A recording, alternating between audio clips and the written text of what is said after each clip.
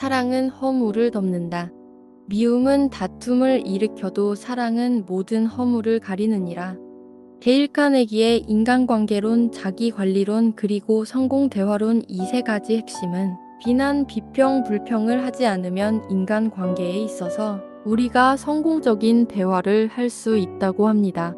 비난하고 비평하고 불평하면 대인관계가 어려워지면서 우리 인생이 망가지게 됩니다. 우리가 서로 비난하고 비평하게 되면 마귀의 분위기를 내는 것이 되고 하나님이 운영하는 사랑의 은혜가 가득 차서 성도들의 얼굴이 밝아지는 분위기가 되면 교회가 성장하게 됩니다. 사람들은 자기가 객관적이고 공정하다 생각하면서 자기가 별로 마음에 들지 않거나 싫어하는 사람이 뭔가 실수를 하고 잘못을 하게 되면 뒤에서 욕하고 비판을 합니다. 그런데 자기랑 친한 사람이 실수하거나 잘못하면 그럴 수 있다고 너그러워지고 상대가 누군가에 따라 평가나 그들을 대하는 태도가 달라진다는 것을 알 수 있습니다. 내 마음속에 상대방에 대한 미움의 생각이나 감정이 남아있기 때문에 그 사람들과 충돌하고 다툼을 일으키게 됩니다. 미움은 다툼을 일으켜도 사랑은 모든 허물을 가리느니라. 사랑은 남의 허물을 덮습니다. 사랑의 특징은 미움보다 강해서 모든 허물을 가리우고 용서하는 것입니다. 사랑은 오래 참고 사랑은 온유하며 시기하지 아니하며 사랑은 자랑하지 아니하며 교만하지 아니하며 모든 것을 참으며 모든 것을 믿으며 모든 것을 바라며 모든 것을 견디느니라.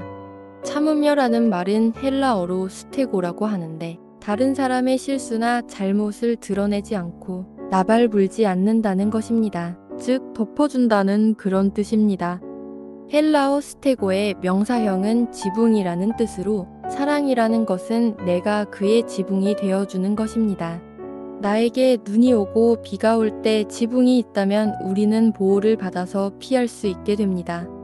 마찬가지로 내가 상대방이 허물이 있을 때 덮개가 되어주고 지붕이 되어줘서 그것을 가리워진다면 그게 진짜 사랑입니다.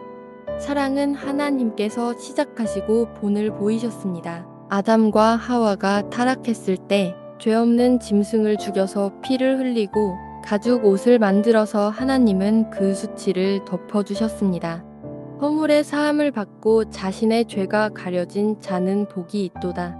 우리들은 매일 생각으로 죄를 짓고 입술로 죄를 짓고 행동으로 죄를 짓고 살아갑니다.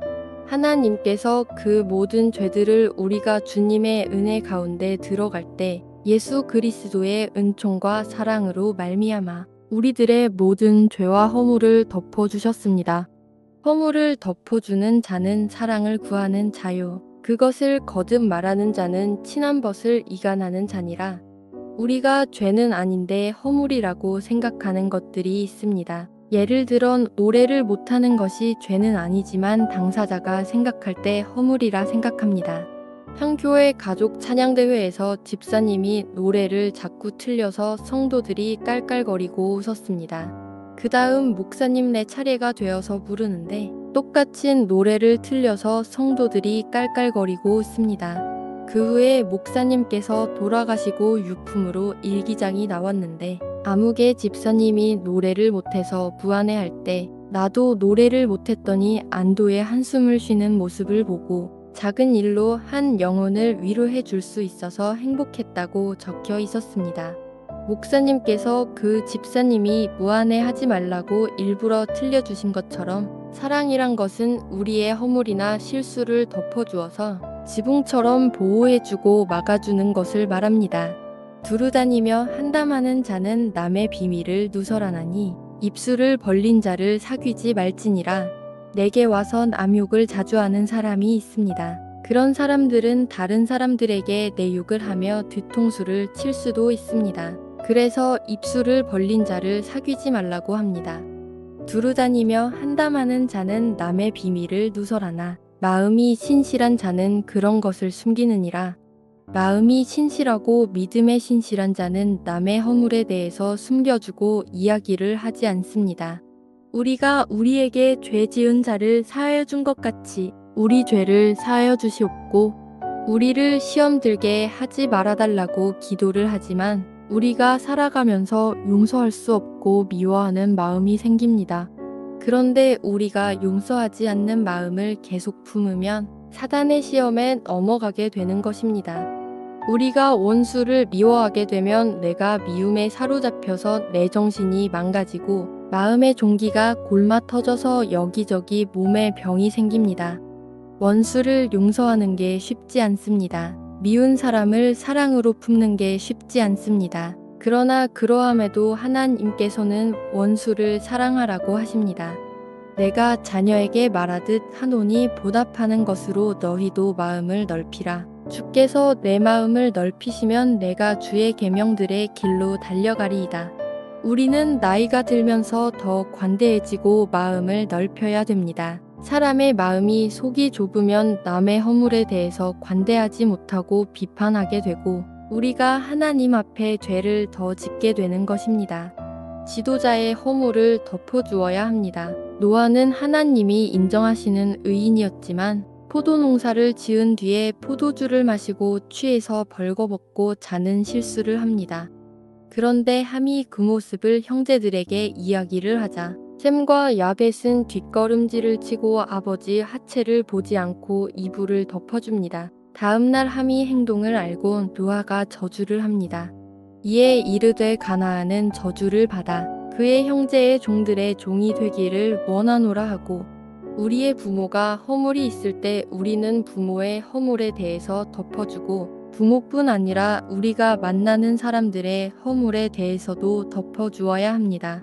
우리는 이웃이나 직장 동료와 의견 차이로 이렇게 다툴 수가 있습니다. 그런데 다투다 보면 다투게 된 주제 내용만 가지고 이야기를 해야 되는데 그 사람의 과거의 허물과 잘못까지도 까발리어 이야기하며 상대방을 말로써 매장시키고 이기려고 합니다.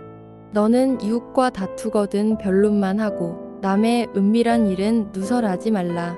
모세가 구스 여자를 취하였더니 그 구스 여자를 취하였으므로 미리암과 아론이 모세를 비방하니라. 그들이 이르되 여호와께서 모세와만 말씀하셨느냐 우리와도 말씀하지 아니하셨느냐 하매 여호와께서 이 말을 들으셨더라. 하나님께서 세우신 지도자를 놓고 그의 말을 더 이상 듣지 않고 우리가 비방하며 속닥거린다는 것은 하나님의 권위에 도전하는 것이 되고 하나님께서 들으시고 진노하십니다. 그와는 내가 대면하여 명백히 말하고 은밀한 말로 하지 아니하며 그는 도 여호와의 형상을 보거늘 너희가 어찌하여 내 종 모세 비방하기를 두려워하지 아니하느냐. 여호와께서 그들을 향하여 진노하시고 떠나심에 구름이 장막 위에서 떠나갔고 미리암은 나병에 걸려 눈과 같더라. 아론이 미리암을 본즉 나병에 걸렸는지라.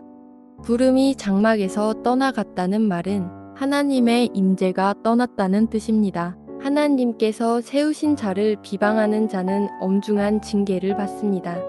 오늘날에도 지도자가 허물이 있을 때 그 지도자의 권위를 인정하지 않아도 된다는 생각을 가질 때가 있습니다. 지도자의 허물이 드러날 때마다 지도자의 권위를 부인하면 나에게는 지도자가 한 사람도 없어서 지도자가 없는 인생을 살게 됩니다. 가정에서 부모가 허물이 있다고 권위를 무시하고 또 회사나 국가에서 허물이 있다고 지도자의 권위를 무시하면 공동체가 다 무너지게 되는 것입니다. 그러나 지도자가 비록 허물이 있다 할지라도 하나님이 그의 리더십을 패하지 아니하셨다면 여전히 지도자로 남아 있다는 것입니다. 사울을 마음으로 세우신 분도 패하신 분도 하나님이십니다. 다윗은 자기가 사울을 죽일 수 있는 기회가 몇 번 있었음에도 불구하고 하나님께 기름 부음 받은 자라고 자신이 죽이지 않고 그 인사권을 하나님께 맡깁니다.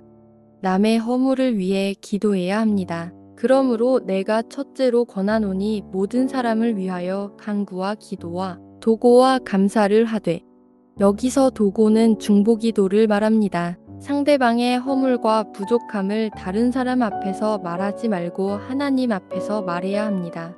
사람들에게 말하면 비판이 되고 하나님께 말하면 기도가 됩니다.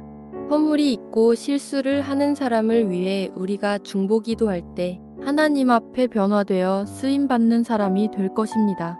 하나님 아버지, 우리가 주위 사람들의 허물을 주님의 사랑으로 덮게 하시고 비판하지 말고 기도하는 성도들이 되게 하여 주시옵기를 예수님의 이름으로 기도드립니다.